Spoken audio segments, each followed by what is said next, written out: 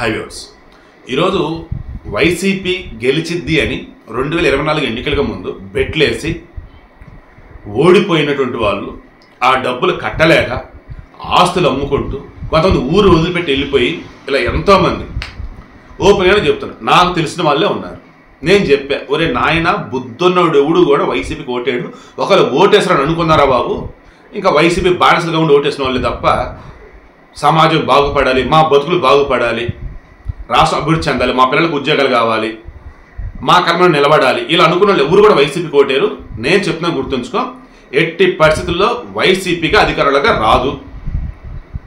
ఇంత కాన్ఫిడెంట్ ఉన్న నన్ను సైతం ఆ జాతకాలు చెప్పేవాళ్ళు, జ్యోతిషాలు చెప్పేవాళ్ళు, ఆ సర్వేలు ఈ సర్వేలు చివరికి ఎట్ట చేశాయంటే, నేను 20 లోపే వస్తే ఈ వైసీపీకి జగన్కి సీట్లు అన్నటువంటి నేను చివరికి ఎంత దూరం వెళ్ళానంటే, ఈ జాతకాలు, ఈ జ్యోతిషాలు, ఈ సర్వేలు, హడావులు ఇవి అవి చూసి చివరికి 50 లోపే వస్తాయా వైసీపీకి అని చెప్పాను. స్టార్టింగ్ 20 లోపు అన్నుండి ఎండింగ్కి వచ్చేటప్పటికి, అంటే ఇంకా ఎన్నికలు జరగాల్సి కొద్ది రోజులకి ముందు వరకు కూడా 50 లోపు అన్న, చివరికి ఎన్నికలు జరిగిన తర్వాత కూడా అదే మాట. అప్పుడు నా మనసులో ఉంది 20 లోపే వస్తాయి, 20 లోపే వస్తాయి. కానీ ఒరి దేవుడా, ఏం సర్వేలు, ఏం జాతకాలు, ఏం జ్యోతిష్యాలు, ఇవన్నీ చూసి ఏమో ఎక్కడో మనం ఎక్కువగా ఆలోచించామా, వాళ్ళకి ఇంకొన్ని ఎక్కువ సీట్లు వస్తాయేమో లే, బట్ వాళ్ళైతే గెలవరలే అన్నట్టుగా నేను చెప్పుకుంటూ వెళ్ళాను. కానీ బ్లైండ్గా బెట్లేసారండి. ఈ బెట్లేసిన వల్ల అత్యధిక శాతం పాపం రెడ్లేనండి. నాకు తెలిసిన వాళ్ళు కూడా ఉన్నారు ఇందులో కొంతమంది ఏం చేశారంటే, క్రాస్ బెట్టింగ్ అన్నట్టుగా, ఎందుకైనా మంచిది, ఇక్కడ వైసీపీ గెలిచిదని చెప్పేసి 2 లక్షలు కాసామనుకో, టీడీపీ గెలిచిదని చెప్పేసి ఇంకో 2 లక్షలు వేద్దాం, ఎందుకంటే కొన్ని చోట్ల లక్షకు 4 లక్షలు అన్నట్టు, ఇంకోటి చోట్ల వచ్చేసి లక్షకు 3 లక్షలు, ఇలా బెట్టింగ్లో నడిచాడు. సో ఇక్కడ పైన అక్కడ వస్తాయి, లేదా అక్కడ పైన ఇక్కడ వస్తాయి అన్నట్టు అలా కొంతమంది వేశారట. వాళ్ళు సేఫ్ జోన్లో పడ్డారు. బట్ ఓన్లీ వైసీపీ గెలిచిందని కాసిన వాళ్ళు నట్టేట మునిగిపోయారు. బెట్టింగ్లు అయినా అసలు ఎంకరేజ్ చేయట్లా, తప్పది. కానీ బెట్టింగ్లు వేసిన వాళ్ళు ఎవరైతే ఉన్నారో ఇకనన్నా మారండి. ఏ రకంగా, ఇదిగో ఈ వేణుస్వామి లాంటి ఆయన పేరు వేణు పరాంకుశం, పక్కన స్వామిని పెట్టుకున్నాడు. ఎందుకంటే రెస్పెక్ట్. అండ్ సమంత నాగచైతన్య విషయంలో చెప్పినాడు, అంతకుముందు కూడా ఆయన అవన్నీ చెప్తూనే ఉండే. బట్ అది నిజమయ్యేసరికి అంతకుముందు చెప్పినటువంటి అన్ని పక్కకు పోయి దీన్ని హైలైట్ చేశారు ఈ యూట్యూబ్ ఛానల్స్ వాళ్ళు అండ్ పెయిడ్ ఆర్టిస్టు, ఈయనకు భజన చేసే కొంతమంది జర్నలిస్టులు. ఇవన్నీ కలగలిపి ఎంత దూరం వెళ్ళిందంటే, ఇక ఇతను చెలరేగిపోయాడు. ఎంతగా అంటే, ఈ టీవీ5 మూర్తి చెప్పిన దాని ప్రకారం అయితే వైసీపీ వాళ్ళు ఇతనికి కొంత ఫండ్ ఏదో ఇచ్చారన్నారని, దాంతో ఇతను వాళ్ళకి ఎలా కావాలంటే అలా చెబుతూ ఉండటం కానీ, అసలు జనాలను భయభ్రాంతులకు గురి చేసే విధంగా, జగన్ కనుక ఓటు అయిపోతే మీ జీవితం నాశనం అయిపోద్ది అన్నట్టు, జగన్కి ఓటు వేయకుండా ఉన్నారనుకో మీ గురించి వాళ్ళకి అంతా తెలిసిపోద్ది అన్నట్టు, మరలా వచ్చే జగన్ తిరుగులేదు అన్నట్టు, ఇవన్నిటి వల్ల భయపడి కొంతమంది వైసీపీ ఓట్లు వేస్తే ఇంకేమంది గెలిచే జగన్ అని చెప్పేసి వైసీపీ పట్ల బెట్టింగ్ పెట్టి కొప్పుకున్న వాళ్ళు ఇదేన వాళ్ళు బోల్డ్ అంతమంది. సో మెయిన్గా ఇక్కడ ఈ వేణు కానీ ఇంకొంతమంది ఎవరైతే వైసీపీకి ఫేవర్గా ఉన్నారో, ఇప్పుడు వాళ్ళ జీవితాలు ఏంటని చూసుకుంటా ఉంటే నోరు ఎత్తలేని పరిస్థితి ఒక్కొక్కరిది. అయితే ఆరా మస్తానండి, ఏమైపోయాడు అసలు అతను. ఓ పక్క అతను ఈ ఎగ్జిట్ పోల్కి సంబంధించి వెలువరించినప్పుడు నేనే మన చేతన మీడియా కూడా వీడియో ఇచ్చాను. ఏమనంటే, రోజా ఓడిపోయింది అంటాడు. తర్వాత వచ్చేసి మంత్రులుగా చేసినటువంటి వారిలో ఇంకొంతమంది పేర్లు చెప్పుకుంటూ వచ్చాడు. మంత్రులు ఓడిపోతున్నారు అంటున్నాడు. అరౌండ్ 26 మినిస్టర్స్ ఉంటే అందులో 15 మంది ఓడిపోతారని చెప్పాడు. ఒక ప్రభుత్వంలో 26 మంది మంత్రులు ఉండగా అందులో 15 మంది మంత్రులు ఓడిపోతూ ఉంటే మరలా వాళ్ళెట్ట గెలుస్తారు, అసలు వాళ్ళ గవర్నమెంట్ అసలు ఎలా వచ్చింది, ఇంత చిన్న లాజిక్ మీరు ఎలా మర్చిపోయారు. సో ఇతనిని వాంటెడ్గా చెప్పిస్తున్నారు ఈ రకంగా. అయిపోయింది ఇతనికి క్రెడిబిలిటీ అని చెప్పేసి మనం మాట్లాడుకున్నాం.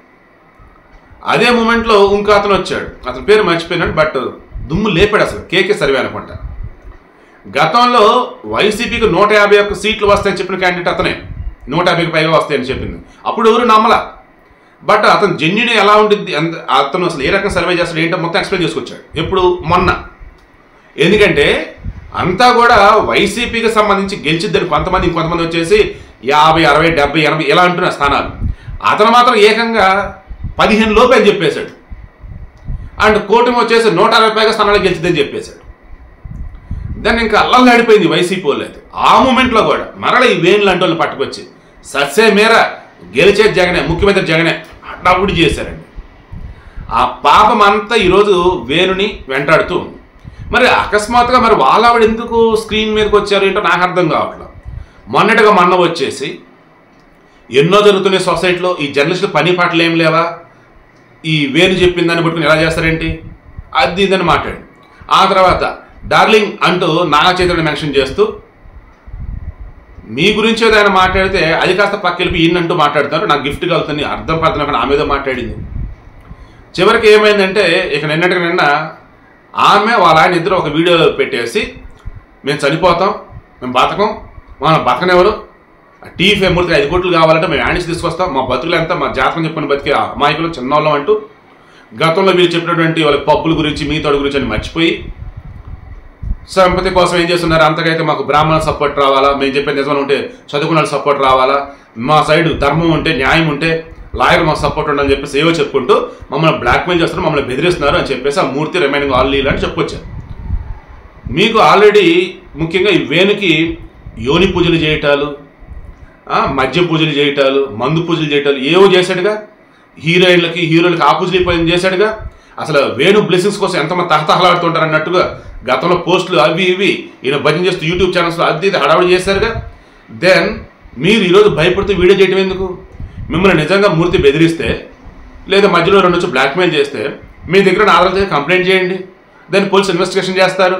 ఇప్పుడు మూర్తి ఏమన్నాడు, ఓపెన్గా సవాల్ విసురుతున్నాడు, నేను టీవీ5లోనే ఉంటా, గత 30 ఏళ్ళుగా నేను జర్నలిజం ఫీల్డ్లో ఉన్నా, ఎక్కడ కూడా ఎవరి దగ్గర కూడా నేను రూపాయి తీసుకున్నది లేదు, నేను ఎక్కడైనా డబ్బు తీసుకున్నానంటే నేను పనిచేసే సంస్థలో నాకు రావాల్సిన డబ్బులే నేను తీసుకున్నాను, అంత తప్ప బయట కనీసం నేను టీ కాఫీ కూడా తాగను, మీరు ఎంక్వైరీ చేసుకోండి. ఈవెన్ చనిపోయిన తర్వాత నా బాడీని కూడా ప్రభుత్వ ఆసుపత్రికి నేను ఇచ్చేస్తున్నాను, రీసెర్చ్ చేసుకోండి అని చెప్పేసి, ఎందుకంటే మెడికల్ కాలేజీలకు అవసరం అవుతాయి కదా అని. సో ఇప్పుడు మీ దగ్గర ఉన్న ప్రూఫ్లతో జనాన్ని కొంతమంది తీసుకొని రండి టీవీ ఆఫీస్కి, అంతా చూస్తారు, చెక్ చేస్తారు. నా తప్పు నేను తేలితే రాళ్ళ పెట్టుకుంటే నేను చంపేసేయండి, నా తప్పు లేదని తేలితే వేణుస్వామి అంటే వాళ్ళ ఆవిడ ఆత్మహత్య చేసుకోవద్దు, వాళ్ళని మీరు ఓదార్చి ఇకనైనా పద్ధతిగా బతకండి అని చెప్పండి అని చెప్పేసి ఆయన అన్నాడు మూర్తి. సో ఇది అంతా చూస్తున్నప్పుడు ఎవరికైనా సరే ఎలా అర్థమైద్దండి ఇది? వాంటెడ్గా ఇంకా టీడీపీ మీదో, టీడీపీకి ఫేవర్గా ఉన్న వాళ్ళ మీదో, లేదు గతంలో వైసీపీ మీద నిప్పులు చిన్న వాళ్ళ మీదో ఇంకా బురద చల్లాలని, ఇన్నాళ్ళు మనకి ఎవరైతే ఫేవర్గా ఉన్నారో, మన దగ్గర డబ్బు తీసుకొని మన కోసం పనిచేశారో వాళ్ళు ఇంకా వాడుకోవాలని ఆ వైసీపీ చూస్తున్నట్టు కదా. పోనీ వాళ్ళు ఎవరు లేరు, మాకే బాధ అనిపించింది, మాకే భయం వేసి రకం చేశాను వీళ్ళు అంటే వాళ్ళు ముందుకు వచ్చి ప్రూఫ్లు చూపెట్టాలా?